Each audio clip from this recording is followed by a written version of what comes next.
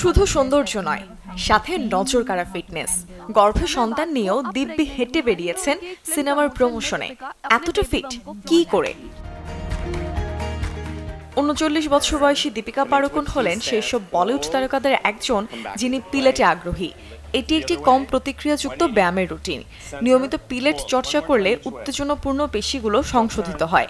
এটি পিঠ এবং মেরুদণ্ডের জন্য বেশ উপকারী।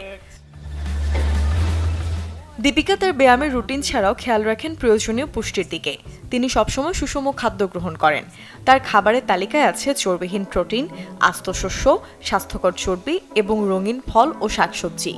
এসব খাবার তাকে সুস্থ এবং সুন্দর রাখতে সাহায্য করে। ২ ঘন্টা পরপর ফল বা প্রাকৃতিক তাজা জুস বা নারকেলের জল এবং স্মুদি খান, সাথে ১ বাটি ফল। আর দুপুরে তার খাবারের তালিকায় থাকে ২টি চাপাতি, মাছ এবং তাজা সবজি। সন্ধ্যার স্ন্যাক্সে বাদাম এবং ফিল্টার কফি, আর রাতের খাবারে চাপাতি, সবজি ও তাজা সালাদ। এছাড়া ঘুমানোর আগে তিনি ডার্ক চকলেট অথবা মিষ্টি খেতে পছন্দ করেন। শুটিং এর সময় দীপিকাকে সাজতে হয় বিভিন্ন মেকআপ নিয়ে, তাই নিয়ম করে রূপচর্চা করাটাও যেন ভীষণ জরুরি তার জন্য। কখনোই মেকআপ না তুলে ঘুমাতে যান না। মাইল্ড ক্লেন্সার দিয়ে মুখ ধুয়ে ব্যবহার করেন ময়শ্চারাইজার।